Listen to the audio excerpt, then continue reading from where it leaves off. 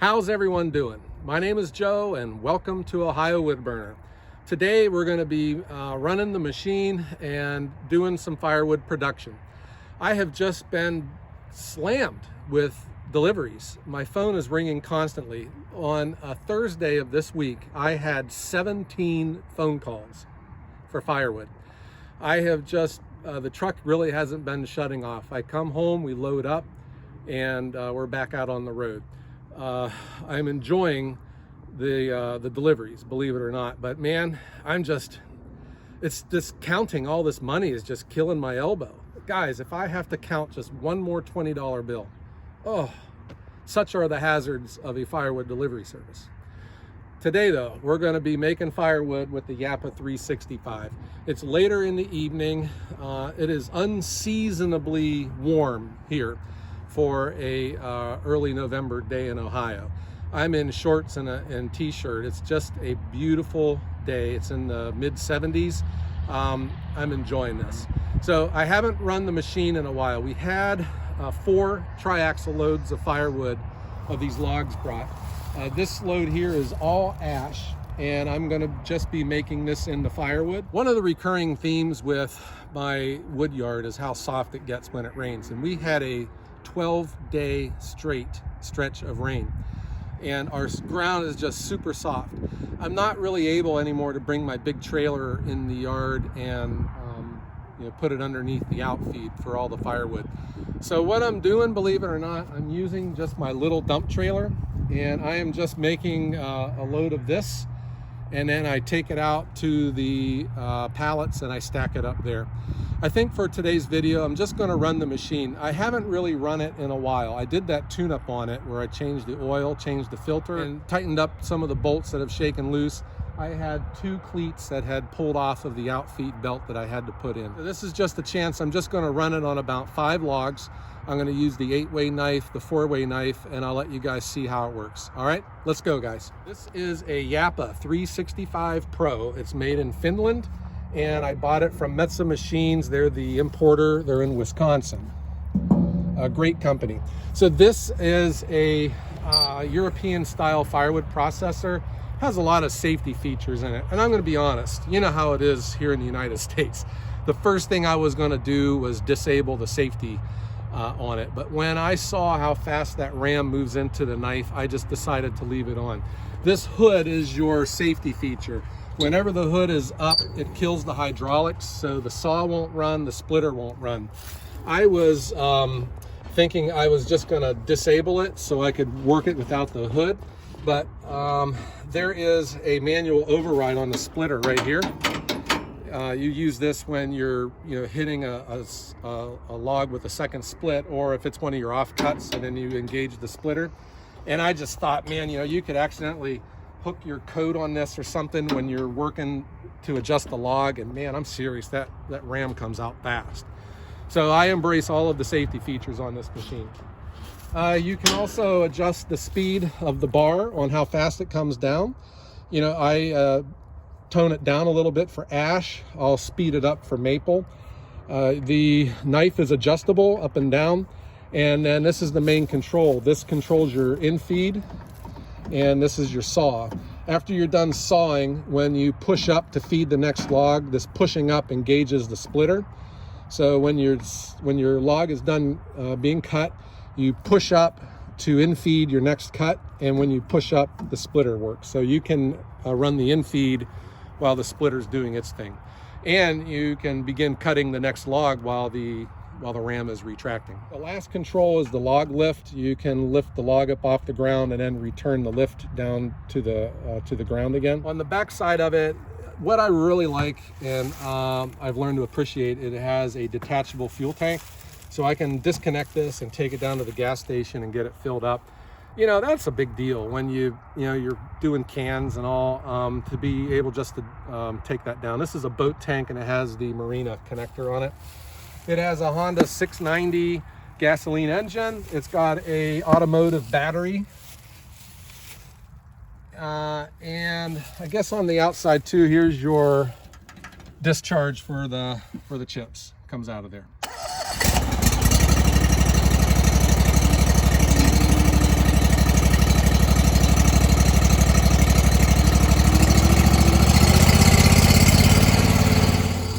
I'm going to let the engine warm up. The outfeed runs constantly, and I think that allows, you know, the oil to get warmed up too. And I'm going to come around to the other side. We'll get this log loaded, and then we'll get ready to run it.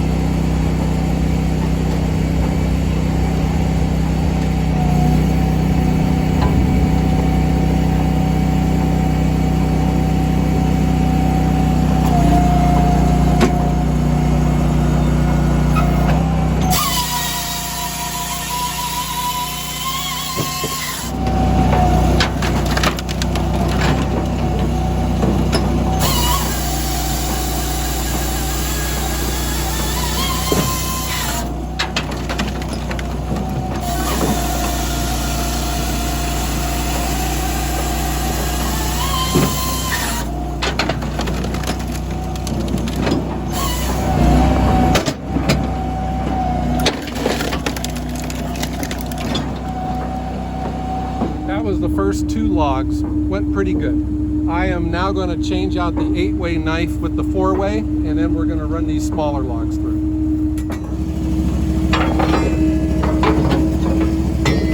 8-way. You know, on second thought, guys, I'm going to put the 6-way in. I haven't run this 6-way in a while.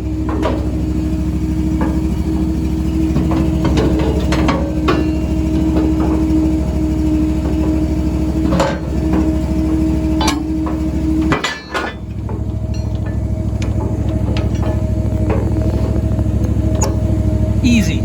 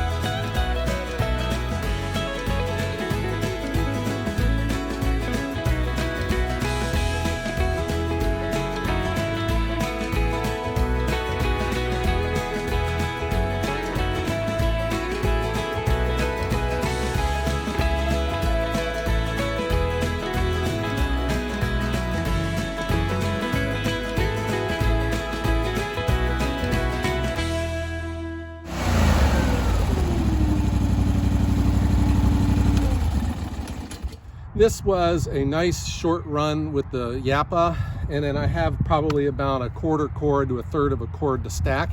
It's easy.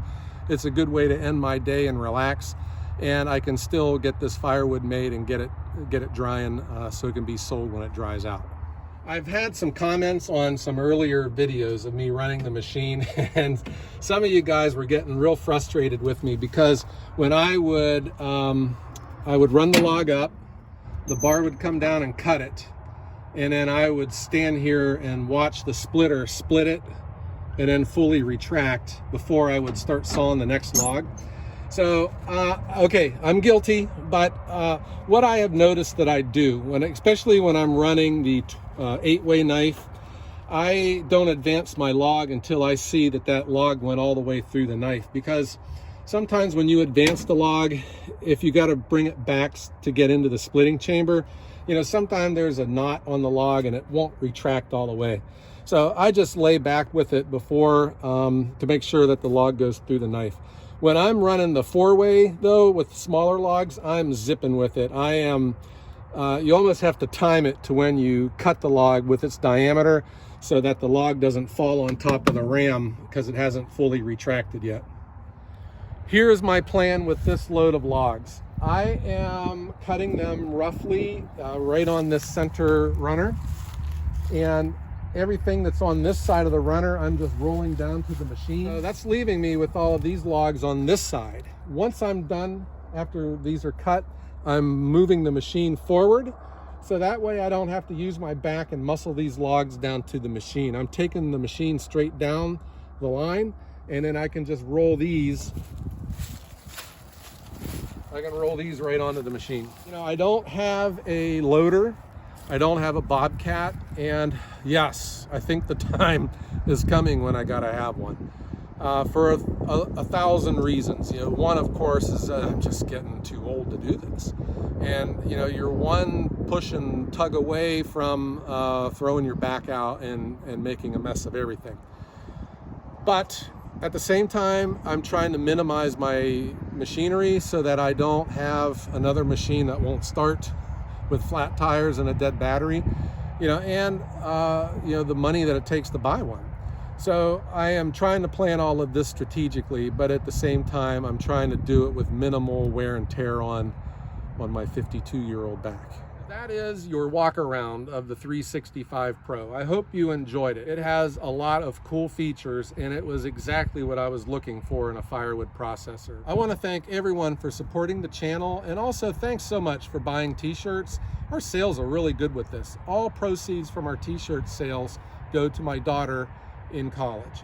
I want to thank everyone for watching the channel. If you haven't hit the like button, please do so. And please hit that subscribe button. We are creeping up on 4,000 subscribers. 4,000 subscribers. Guys, this channel is not even a year old, and our growth has just been fantastic. It's been a lot of fun making these videos and meeting people. I've met friends, and I've met a lot of you guys online. I've talked to a lot of you guys on the phone. It's just been a real joy. So that's it from our wood yard here in Northeast Ohio. I hope that everyone has a great day.